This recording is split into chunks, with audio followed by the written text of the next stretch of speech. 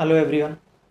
Now in this lecture we'll start with international tax, and international tax means when you do any transaction with another country. Means I'm residing in India but I'm doing any transaction with foreign country, suppose US or Japan, or person is residing abroad but he is doing any transaction in India. So when two countries, any transaction is involved in two countries, international tax comes into picture. Or you can say any income is earned in another country, then also international tax will come into picture. Okay. So international tax meaning and its concept, basically it's totally a theory part. I have given you the notes. I will explain you in detail about it in another lecture. Now today I am going to start with the DTAA, Double Taxation Avoidance Agreement, and then I will complete arm's length price and then advance ruling. Three concepts I'll be covering today. Okay. So now for DTAA, first of all we need to know, for international tax also we need to know the residential status, how we find residential status in India. This is the first topic in direct tax. So I hope you are aware about conditions and sections of residential status. I have written the section also, section 6 subsection 1, basic condition for residential status. So as per section 6.1, a person who satisfies the conditions either become resident or become non-resident. Okay. So there are two types of residential status, resident and non-resident, as per Indian Act. Non-resident, there are two more varieties, ordinary and not ordinary, but forget about it, because whether you are an ordinary resident or not ordinary resident, you will be called as a resident. Okay. So we in broadly speaking will only categorize between resident and non-resident. So a person who is a resident of India may have Indian income and he may have foreign income also. Correct. कोई person तो कोई भी income earn कर सकता है. India में income earn करता है तो उसको भी इंडियन इनकम बोलेंगे. फॉरेन में अर्न करेगा तो फॉरेन इनकम होगी. ये रेसिडेंशियल टॉपिक का ही मैं थोड़ा रिवीजन करा रहा हूँ, तो ये देखने के पहले आप चाहिए तो रेसिडेंशियल टॉपिक भी रिवाइज कर सकते हैं, उसके बाद आप ये देखो तो और भी अच्छे से आपको रिवाइज हो जाएगा. सेम वे नॉन रेसिडेंट की भी है. Non-resident person can earn income in India, which is called as Indian income, or he can earn a foreign income. ठीक है. तो ऊपर मैंने जो क्लासिफिकेशन किया है, the classification is from residential point of view, resident and non-resident. Now below I have categorized their income into two parts, Indian income and foreign income. So whether a person is resident or non-resident, they can earn both types of income, Indian income and foreign income. Now why we are learning this? What will happen? Suppose a person is resident of India and he is earning Indian income. So this income will be taxable only in India. Correct? So there is no scope of any doubt or confusion. I am a resident of India. My income is also only Indian income. So I'll pay tax only in India. What is the confusion? No confusion. Now if a person is a resident of India but he has earned some foreign income, so there is a problem, because you are a resident of India. So on this income also you are liable to pay tax in India because you are a resident of India. And the country where you have earned this income, that country will also charge tax on this income because this is foreign income. So there is a problem. So on such type of income, both the countries will charge tax. Country where you are a resident and country where you have earned that income. Got it? So अगर मेरी कोई income US में हुई है, US में मैंने कहीं पे इन्वेस्टमेंट किया है, वहाँ से मुझे इनकम हुआ, तो यूएस की गवर्नमेंट भी वो इनकम पे टैक्स चार्ज करेगी, क्योंकि मेरा जो सोर्स ऑफ इनकम है वो यूएस में, बट मैं रहता हूँ इंडिया में हूँ, मैं इंडिया का रेसिडेंट हूँ, तो इस इनकम पे मुझे इंडिया में भी टैक्स देना पड़ेगा. As per Indian act. तो ये जो इनकम है इस पे दोनों जगह पे टैक्स लगेगा, उसको हम लोग बोलते हैं डबली टैक्स इनकम।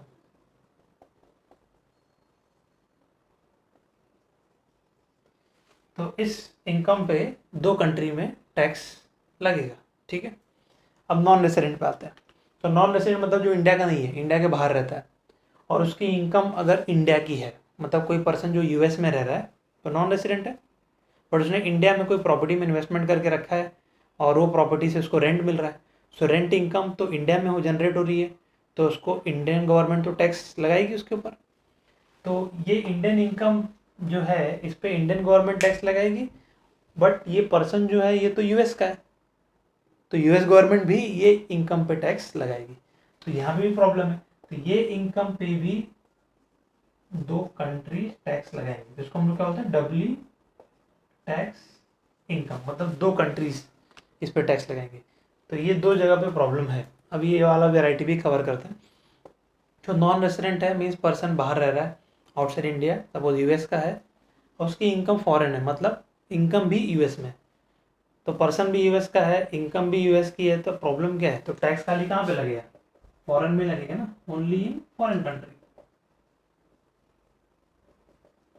तो यहाँ पे कोई कंफ्यूजन नहीं है, यहाँ पे भी कोई कंफ्यूजन नहीं है।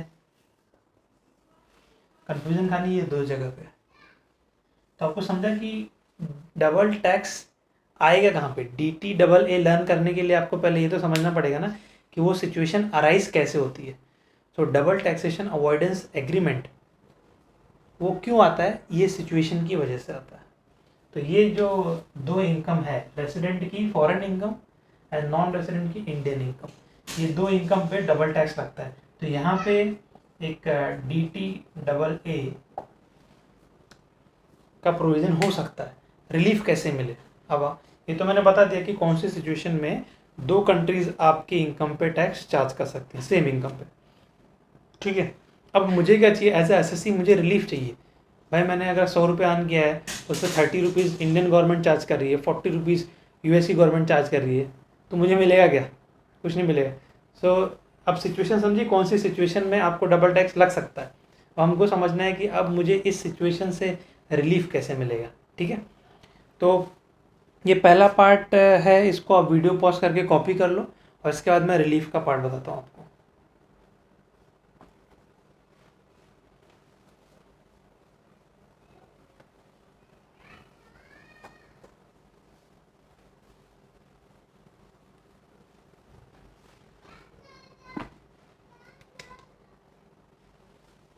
तो नेक्स्ट डायग्राम आपको ये बनाना है।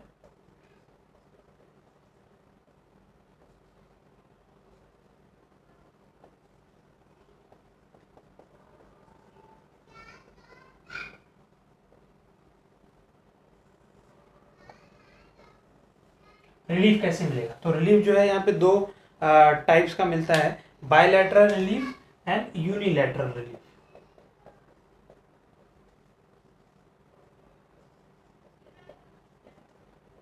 Bilateral under section 90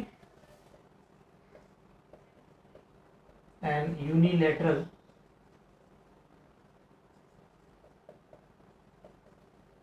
under section 91।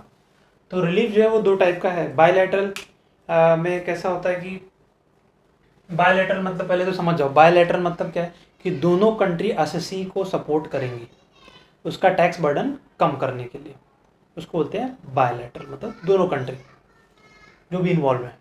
Unilateral मतलब समझ जाओ, यूनिलैटरल मतलब सिर्फ एक ही कंट्री आपको सपोर्ट करेगी आपका टैक्स बर्डन रिड्यूस करने के लिए। तो यूनिलैटरल मतलब जो कंट्री के आप रेसिडेंट हैं वो कंट्री आपको हेल्प करेगी कि आपका tax burden for the given transaction और for the given income is reduced, क्योंकि दो दो जगह पर टैक्स लगेगा तो कैसे काम चलेगा, ठीक है। सो बायलैटरल रिलीफ में दो कंट्री इन्वॉल्व होती है, इसका पूरा डिटेल जो है वो नोट्स में दिया हुआ है, मैं आपको एक शॉर्ट में और कंसेप्चुअल क्लैरिटी के लिए एक्सप्लेन कर देता हूँ डायग्राम के थ्रू। तो बायलैटरल मतलब क्या है, दो कंट्री यहाँ पे इन्वॉल्व है। अब यहाँ पे जो रिलीफ मिलता है वो दो मेथड से मिलता है। एक मेथड है एग्जम्पशन मेथड,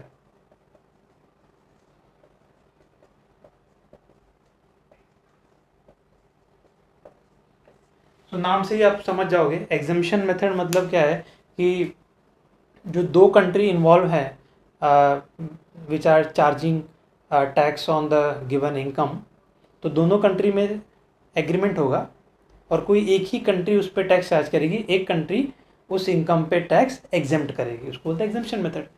तो उसको बोलते हैं बायलैटरल। तो जैसे इंडिया और यूएस के बीच में एग्रीमेंट हो गया है कि कोई भी इनकम जो इंडिया का रेसिडेंट है सपोज यूएस में अर्न कर रहा है, तो उस पर इंडियन गवर्नमेंट भी टैक्स चार्ज करेगी, यूएस गवर्नमेंट भी चार्ज करेगी। तो अभी एग्रीमेंट दोनों गवर्नमेंट ने किया और उन्होंने बोला अगर ये ट्रांजैक्शन है, ये ट्रांजैक्शन से कोई इनकम हुई है, तो उस पर खाली इंडिया टैक्स चार्ज करेगी, यूएस नहीं चार्ज करेगी। और कोई और ट्रांजैक्शन है, ट्रांजैक्शन की बहुत बड़ी लिस्ट है, तो कोई और ट्रांजैक्शन है तो उस पर खाली यूएस गवर्नमेंट टैक्स चार्ज करेगी, इंडियन गवर्नमेंट चार्ज नहीं करेगी। तो ये दोनों के बीच में एग्रीमेंट होता है, डबल टैक्सेशन अवॉइडेंस एग्रीमेंट। तो जहाँ पे एक कंट्री डिसाइड करती है कि for the given set of transactions country A will charge tax, country B exempt कर देगी। For another given set of transactions country B will charge tax और कंट्री ए एग्जेम्प्ट कर देगी, तो उसको बोलते हैं एग्जम्पशन मेथड। ठीक है, तो एग्जम्पशन मेथड में जो डबली टैक्स इनकम है उसमें एक कंट्री ही टैक्स चार्ज करेगी, एक कंट्री उसको एग्जेम्प्ट कर देगी। ठीक है, ये एग्रीमेंट के थ्रू होगा, DT AA। दूसरा मेथड है बायलैटरल रिलीफ में, वो है tax credit method.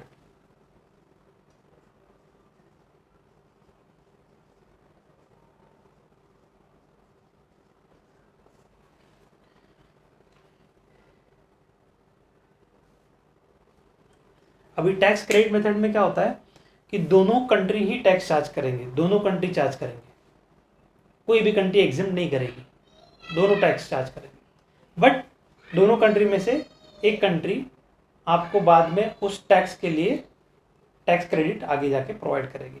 Means example आपको बताता हूँ कि सपोज आपकी इनकम डबली टैक्स इनकम हुई 100 रुपीज़ और उस पर इंडियन गवर्नमेंट ने चार्ज किया 30 रुपीज़ टैक्स और बाद में फॉरेन गवर्नमेंट ने चार्ज किया 40 rupees tax. Now you are Indian resident, तो टैक्स तो पहले दोनों ही कंट्री चार्ज कर देंगी, आपको देना पड़ेगा 30 रुपीज़, 100 में से 30 रुपीज़ इंडिया को और 40 रुपीज़ यूएस को। बाद में जो आपने यूएस में टैक्स पे किया है वो टैक्स आपको इनपुट क्रेडिट के थ्रू मिल जाएगा वापस, as per Indian government act. ठीक है, तो उसको बोलते हैं इनपुट टैक्स क्रेडिट मेथड। तो जो दूसरी कंट्री ने टैक्स चार्ज किया है वो टैक्स आपको रिटर्न मिल जाता है, तो उसको बोलते हैं टैक्स क्रेडिट मेथड। ठीक है, तो टैक्स क्रेडिट मेथड मतलब क्या है कि दोनों ही कंट्री टैक्स चार्ज करेंगी, कोई एग्जाम नहीं करेगा, बट एक कंट्री जो है वो टैक्स आपको रिफंड आपको मिल जाएगा बाद में, एक कंट्री का टैक्स आपको बाद में वापस मिल जाएगा। तो यहाँ पे भी अगेन रिलीफ मिल गया, टैक्स एक ही जगह लगा। ठीक है, डबल टैक्स क्या हो गया, अवॉइड हो गया। तो डबल टैक्स अवॉइडेंस एग्रीमेंट के अंदर ये दो टाइप के रिलीफ आपको मिल सकते हैं, एग्जम्पशन मेथड के थ्रू या फिर टैक्स क्रेडिट मेथड के थ्रू। तो अभी सिर्फ आपको सिंपल डायग्राम बनाना है क्योंकि ये सारी चीज़ें नोट्स में बहुत ही अच्छे से एक्सप्लेन की हुई है और नोट्स भी मैंने एकदम सिंपल वर्ड्स में ही लिखा है, तो वो आपको बहुत ईजिली समझ में आ जाएगा, स्पेशली आफ्टर दिस लेक्चर। तो ये हो गया डबल टैक्स अवॉइडेंस एग्रीमेंट का दो रिलीफ। अभी यूनिलैटरल रिलीफ कैसे मिलेगा? अब जब ये दोनों ही पॉसिबल नहीं है, कोई ऐसी इनकम है या कोई ऐसा ट्रांजैक्शन है जो ये दोनों में ही कवर नहीं होता, मतलब इन शॉर्ट सेक्शन 90 में कवर नहीं हो रहा है, तो फिर एसएससी को तो प्रॉब्लम हो जाएगी, दोनों कंट्री टैक्स चार्ज करेंगे। तो उस सिचुएशन में एसएससी को प्रॉब्लम नहीं हो, उसका बिजनेस कंटिन्यू रहे, तो उसके लिए यूनिलैटरल रिलीफ जो है अंडर सेक्शन 91 प्रोवाइड करते हैं। और ये रिलीफ जो है आपकी रेसिडेंट कंट्री प्रोवाइड करती है। जैसे अगर आप इंडिया के रेसिडेंट हैं तो आपकी डबली टैक्स इनकम पे unilateral relief Indian government provide करेगी, और अगर आप यूएस के रेसिडेंट हैं या और कोई फॉरेन कंट्री के रेसिडेंट हो तो आपकी डबली टैक्स इनकम पे वो फॉरेन कंट्री आपको यूनिलैटरल रिलीफ प्रोवाइड कर सकती है। खैर हमको तो इंडिया का पता है तो मैं इंडिया की बात कर रहा हूँ, ऐसा नॉर्मली बाकी कंट्रीज़ में भी है यूनिलैटरल रिलीफ, बट ये जो है एक्ट, ये सेक्शन, ये इंडिया का है, तो मैं अभी इंडिया की बात करता हूँ। ठीक है, सो कोई ट्रांजैक्शन है जिस पे दोनों कंट्री ने टैक्स चार्ज किया है, तो आप इंडिया में हैं, इंडिया के रेसिडेंट हो, तो इंडियन गवर्नमेंट आपको यूनिलैटरल रिलीफ प्रोवाइड करेगी। अब वो कैसे प्रोवाइड करेगी? देखो टैक्स तो आपको दोनों ही कंट्रीज़ में पे करना पड़ेगा पहले। जैसे मैंने वो एग्जांपल बताया था, आप इंडिया के रेसिडेंट हैं, आपकी डबली टैक्स इनकम हुई है 100 रुपीज़, तो उस पर आपको इंडिया को भी 30 रुपीज़ देना है और यूएस को भी 40 रुपीज़ देना है। उसके बाद में यूनिलैटरल रिलीफ में एक फॉर्मूला है, उस फॉर्मूले के थ्रू आपको टैक्स जो है देना पड़ेगा, मतलब रिफंड मिल जाता है।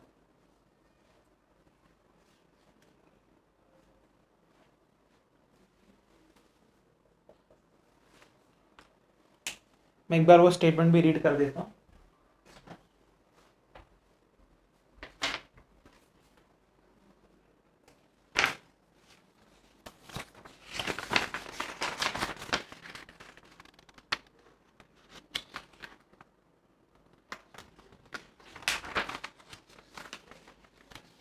सेक्शन 91 में लिखा है, in other where section 90 does not apply, unilateral relief will be available if the following conditions are satisfied. The assessee in question must be resident of India. Some income must have accrued or arisen to him outside India or received outside India. मतलब foreign income होनी चाहिए और Indian resident होना चाहिए. Before such relief is computed, assessee has to prove that such income is not deemed to accrue or arise in India during the previous year. The income should have been taxed in both countries, India as well as foreign country. And there should be no reciprocal arrangement for relief for avoidance of double taxation, and assessee must have paid the tax under the law in force of the foreign country. तो mainly यूनिलेटर relief में ऐसा ही है कि आप Indian resident होना चाहिए पहले condition, दूसरी आपकी इनकम फॉरेन होनी चाहिए, क्योंकि फॉरेन इनकम होगी तभी तो डबल टैक्स आएगा, और तीसरा आपने टैक्स पे करना है इंडियन गवर्नमेंट को भी और फॉरेन गवर्नमेंट को. ठीक है, आपने पे कर दिया. अब उसके बाद में जितना आपने टोटल, अभी एग्जांपल में मैंने बोला था 30 आपने इंडियन गवर्नमेंट को दिया, 40 रुपीज़ यूएस को दिया, टोटल टैक्स कितना भरा आपने 70 रुपीज़. तो ये 70 में से आपको इंडियन गवर्नमेंट जो है वो डिडक्शन देगी एज़ पर गिवन फार्मूला. तो वो फार्मूले के थ्रू जो भी आंसर आएगा उतना टैक्स आपको क्या हो जाएगा, डिडक्शन में मिल जाएगा. तो टोटल टैक्स आपका आ रहा है यहाँ पे 70, उसमें से minus deduction in tax as per unilateral relief under section 91. तो जो आंसर आएगा बस उतना ही टैक्स आपको लगेगा इंडिया में. तो यहाँ पे क्या होता है,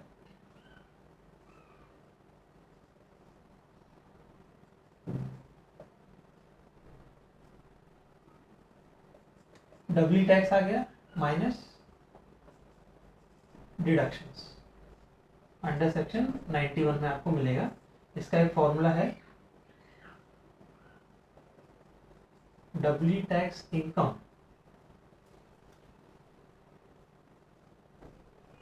into average tax in India और doubly tax income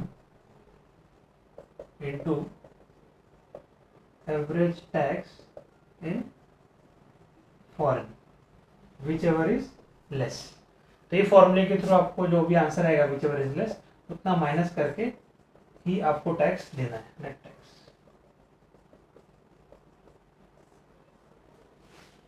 unilateral relief में तो जिस कंट्री के आप रेसिडेंट हैं वो कंट्री आपको इतना डिडक्शन दे देगी. ठीक है, जो भी फॉर्मूले के थ्रू आंसर आएगा, फिर आपका नेट बर्डन जो होगा टैक्स का इतना ही आएगा. तो ये होता है यूनिलैटरल रिलीफ. वो फॉर्मूला बहुत ही सिंपल है, डबली टैक्स इनकम मतलब वो इनकम जिस पर डबल टैक्स चार्ज हो रही है. जो मैं बोला 100 रुपीज़ है, इस पर दोनों कंट्री टैक्स चार्ज कर रही है. अब इंडिया में क्या एवरेज रेट है टैक्स का, वो फाइंड करना पड़ेगा, क्वेश्चन में दिया रहेगा. और W tax income into average tax of average rate of tax in foreign, ये सब डिटेल क्वेश्चन में देंगे. और इससे रिलेटेड हम लोग क्वेश्चन भी करने वाले हैं. क्वेश्चन में सारे इंटरनेशनल टैक्स के एक साथ ही करूँगा, तो वापस से एक बार रिवीजन हो जाएगा सारे कंसेप्ट का. अभी मैं खाली आपको कंसेप्ट खाली समझा रहा हूँ. इसके क्वेश्चंस हैं, काफ़ी सारे क्वेश्चंस हैं, एटलीस्ट 4-5 तो है ही. तो वो मैं आपको फटाफट बाद में कराऊंगा जब इसके वीडियो सारे कंसेप्ट के बन के रेडी हो जाएंगे. तो ये डबल टैक्सेशन था. तो इसमें डबल टैक्सेशन में 2 पार्ट समझना था. पहले तो डबल टैक्सेशन कब पिक्चर में आता है, फर्स्ट डायग्राम याद रखना. उसके बाद डबल टैक्सेशन से रिलीफ कैसे मिलेगा, ये सेकंड डायग्राम याद रखना. बायलैटरल रिलीफ सेक्शन 90 में है और यूनिलैटरल रिलीफ सेक्शन 91 में है. तो DTAA में इतना है. और इसके बाद आपको क्वेश्चंस है बहुत सारे, तो क्वेश्चंस हम लोग अलग वीडियो में मैं कवर करूँगा, उसमें कर लेंगे. अब इसके बाद में मैं आता हूँ आर्म्स लेंथ प्राइस पे. सेक्शन 92 है, तो 90 हो गया, 91 हो गया, अभी 92 में आता हूँ.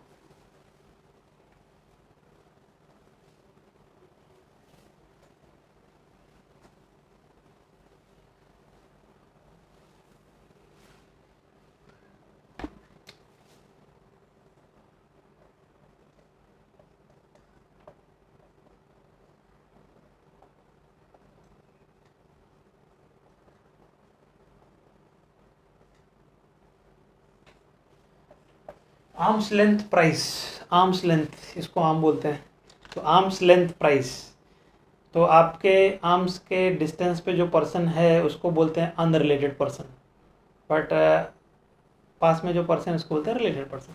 तो इन शॉर्ट जिसके पास भी आपके आर्म्स की रीच है वो हो गया रिलेटेड, और जो आपके आर्म्स से दूर है वो हो गया अनरिलेटेड, सिंपल लैंग्वेज में। तो आर्म्स लेंथ प्राइस क्या होती है कि अगर आपने किसी रिलेटेड पर्सन या एसोसिएटेड एंटरप्राइज से ट्रांजैक्शन किया है तो उसमें जो प्राइस आपने चार्ज की है वो प्राइस हो सकता है एक्सेप्टेबल नहीं हो फॉर टैक्स पर्पस, क्योंकि एसोसिएटेड एंटरप्राइज से आप डील करोगे या कोई रिलेटेड पर्सन से डील करोगे तो आप एक्चुअल सेलिंग प्राइस नहीं चार्ज करते ना, रिलेटेड है एसोसिएटेड है करके कम प्राइस चार्ज करते हैं, तो उस पर कम प्रॉफिट आता है, और कम प्रॉफिट आता है तो कम टैक्स भी भरते हो, तो गवर्नमेंट को तो लॉस हो रहा है ना, तो इसलिए आर्म्स लेंथ प्राइस इसका नाम पड़ा है। तो आर्म्स लेंथ मतलब क्या है, अनरिलेटेड, अनरिलेटेड पर्सन को या अनएसोसिएटेड एंटरप्राइज को जो प्राइस चार्ज करते हैं वही प्राइस आपको यहाँ पे भी एसोसिएटेड एंटरप्राइज के ट्रांजैक्शन में भी चार्ज करनी पड़ेगी। तो आर्म्स लेंथ प्राइस का मीनिंग यही है, मैं नोट्स में भी एक बार पढ़ देता हूँ। Meaning of arms length price, so arm's length price means price which is applied or proposed to be applied in transaction between persons other than associated persons in uncontrolled conditions। तो other than associated, associated मतलब क्या है, related है। जैसे एक company है या H है तो एच इंडिया है, एच तो बहुत सारी कंट्री में, एच अफ्रीका भी है, सॉरी यूनिलीवर है बेसिकली कंपनी का नाम, अगर वो इंडिया में है तो वो हिंदुस्तान यूनिलीवर बन जाती है, और अगर वो अफ्रीका में है तो अफ्रीका यूनिलीवर बन जाती है, ऐसा है। तो यूनिलीवर कंपनी अगर इंडिया के अपने कोई एंटरप्राइज से अपने अफ्रीका के कोई एंटरप्राइज को माल सप्लाई कर रहा है, रॉ मटेरियल या कोई सेल कर रहा है, तो उस सेल में जो प्राइस चार्ज होगी वो प्राइस एक्सेप्ट नहीं होगी टैक्स के लिए, वहाँ पे हमको आर्म्स लेंथ प्राइस कैलकुलेट करनी पड़ेगी। सो इन शॉर्ट जो भी एसोसिएटेड एंटरप्राइजेस के बीच में डीलिंग होती है उस डीलिंग्स में ALP आर्म्स लेंथ प्राइस का यूज़ होता है, ठीक है। अब एसोसिएटेड एंटरप्राइज कैसे हो सकते हैं, कौन सी सिचुएशन में, उसकी मैं डेफिनेशन आपको नोट्स में दे दूँगा। तो एसोसिएटेड एंटरप्राइज क्या होते हैं, बेसिकली रिलेटेड पार्टी होते हैं। तो अब इसके आर्म्स लेंथ प्राइस कैसे कैलकुलेट करना है, उसके लिए इसमें टोटल 6 मेथड है, 5 मेथड है मेनली। तो पहला मेथड है कंपेरेबल अनकंट्रोल्ड प्राइस मेथड जिसको बोलते हैं कप मेथड, दूसरा है रीसेल प्राइस मेथड RPM, तीसरा है कॉस्ट प्लस मेथड CPM, चौथा है प्रॉफिट स्प्लिट मेथड, और पांचवा है transactional net profit net margin method. तो अभी ये मेथड का ऐसा कोई एक्सप्लेनेशन नहीं है, खाली एग्जांपल के थ्रू ही आपको समझेगा, सॉरी। तो एग्जांपल जो है वो मैंने आपको शीट में दिया हुआ है। तो आर्म्स लेंथ प्राइस में पहला कप मेथड के थ्रू कैसे कैलकुलेट करना है,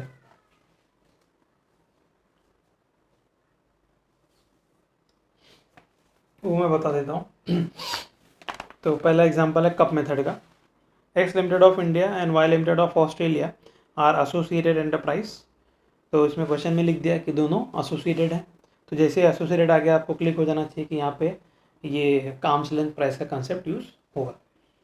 X Limited sold goods to Y Limited for rupees 50 lakhs and some goods have been sold by Y Limited to Z Limited and V Limited of Australia for rupees 60 lakhs. Calculate ALP. Assume cost, insurance and freight charges equal to 3 lakhs. तो इसमें question क्या है मैं आपको समझा देता हूँ।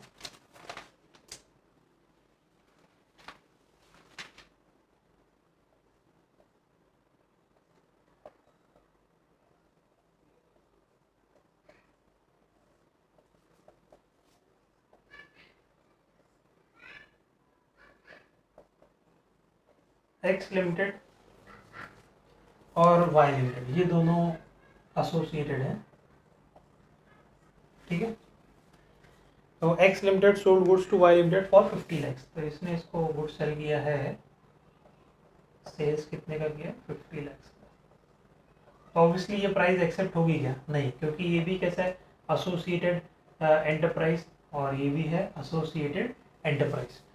तो इसलिए ये जो 50 लैक्स का वैल्यू है ये एक्सेप्ट हम लोग नहीं कर सकते क्योंकि दोनों रिलेटेड है। फिर बाद में यही गुड्स वाई लिमिटेड, अच्छा ये कंट्री भी लिख देता हूँ, एक्स लिमिटेड क्या है, इंडिया की, मतलब इसको हम लोग क्या बोलेंगे, एक्सपोर्ट, और ये है ऑस्ट्रेलिया।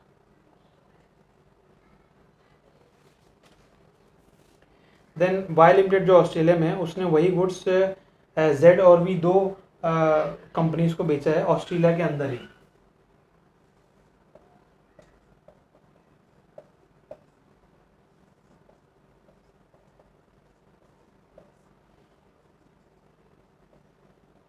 ऑस्ट्रेलिया और ये भी है ऑस्ट्रेलिया, और इनको कितने बेच रहा है वो, ये 60 लाख में बेच रहा है। ठीक है, क्यों 60 लाख में बेचा, क्योंकि ये दोनों कैसे हैं, एसोसिएटेड नहीं है, वाई लिमिटेड और जेड लिमिटेड, और वाई लिमिटेड और वी लिमिटेड के बीच में कोई रिलेशन नहीं है। तो यहाँ पे जो प्राइस है ऑब्वियसली वो कैसी है, अनकंट्रोल्ड, तो इस प्राइस को हम लोग बोलेंगे अनकंट्रोल्ड। तो जो अनरिलेटेड पार्टी के बीच में प्राइस होती है 60 लाख जैसे, तो इसको क्या बोलेंगे, अनकंट्रोल्ड प्राइस, और इसको भी बोलेंगे अनकंट्रोल्ड। पर ये जो प्राइस है ये कैसी है, कंट्रोल्ड प्राइस है। ठीक है, तो अब क्वेश्चन क्या है, क्वेश्चन ये है कि जो एक्स लिमिटेड ने एक्सपोर्ट किया है वाई लिमिटेड को, उसके लिए मतलब इस ट्रांजैक्शन के लिए आर्म्स लेंथ प्राइस क्या होगी। ठीक है, जिसको हम लोग टैक्स के लिए कंसिडर करेंगे। सो 50 लाख तो कंसिडर नहीं कर सकते क्योंकि दोनों एसोसिएटेड हैं, तो इस ट्रांजैक्शन में मेनली हमको निकालना है कि आर्म्स लेंथ प्राइस क्या होगी, इसके ऊपर हम लोग टैक्स लगा सकते हैं। तो उसका कैलकुलेशन है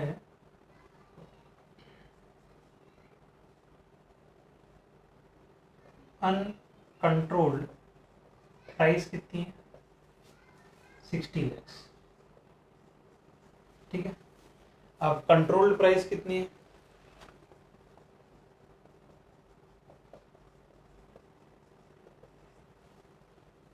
50 लाख। दोनों में कितने का डिफरेंस है, 10 लाख। बाद में एक्सपोर्ट किया है तो कॉस्ट, इंश्योरेंस, फ्रेट भी लगा होगा, तो जो क्वेश्चन में दिया हुआ है CIF 3 लाख, उसको भी निकाल देंगे, कितना बचा, 7 लाख।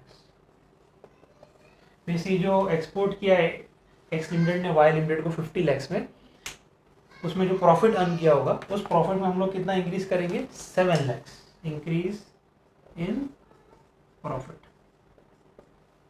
क्योंकि प्रॉफिट पे ही टैक्स लगता है ना। तो जितना भी प्रॉफिट इस ट्रांजैक्शन में एक्स लिमिटेड ने अर्न किया है, उस प्रॉफिट में हम लोग कितना प्रॉफिट ऐड कर देंगे, 7 लाख फॉर टैक्सेशन पर्पस। और आर्म्स लेंथ प्राइस क्या हो जाएगी इस ट्रांजैक्शन के लिए, आर्म्स लेंथ प्राइस होगी 50 लाख जो नॉर्मल थी, उसमें 7 लाख ऐड कर देंगे तो हो जाएगा 57 लाख। ठीक है, तो ये पहला एग्जांपल है कप मेथड में हम लोग आर्म्स लेंथ प्राइस कैसे निकालते हैं और प्रॉफिट को कैसे इंक्रीज करते हैं, दोनों चीज़ें हमको निकालनी है। ठीक है, हर मेथड में तो आर्म्स लेंथ प्राइस कैसे आएगी और कितना प्रॉफिट इंक्रीज करना है। तो इसको आप वीडियो पॉज करके फटाफट कॉपी कर लो, ये कप मेथड था।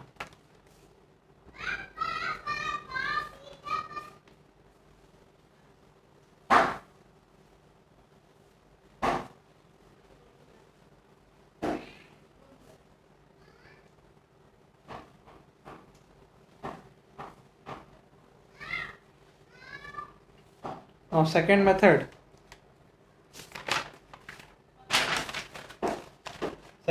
is resale price method.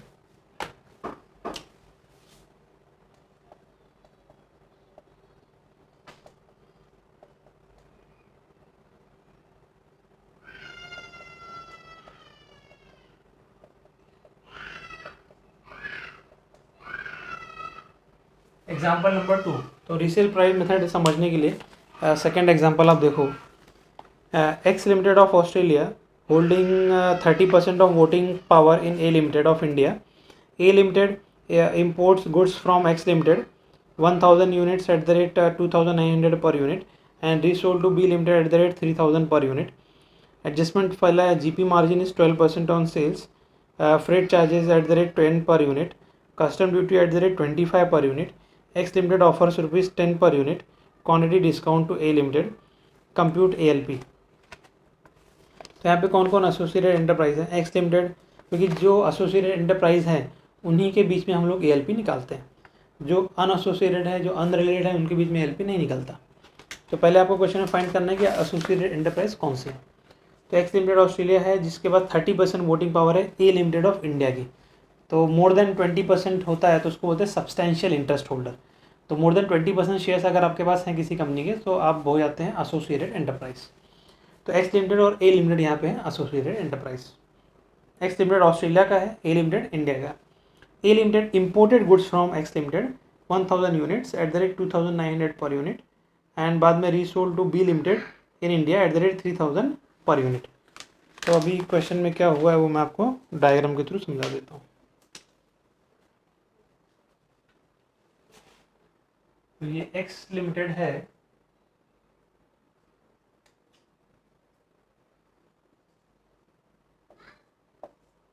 which is in Australia, which exported goods to A Limited India. तो जो इंडिया में ऑब्वियसली वही एसएससी होगा। तो इसने गुड्स कितने में बेचा है, 1000 units at the rate 2900 per unit. तो ये हो गया 29 लैक्स।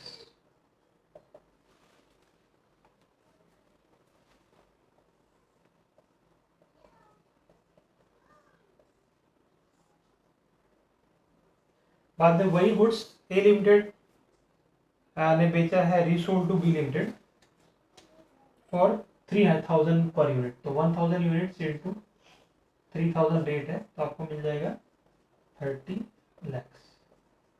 ठीक है, अब ये दोनों जो है एसोसिएटेड एंटरप्राइज है, एसोसिएटेड एंटरप्राइज, और ये भी है एसोसिएटेड एंटरप्राइज।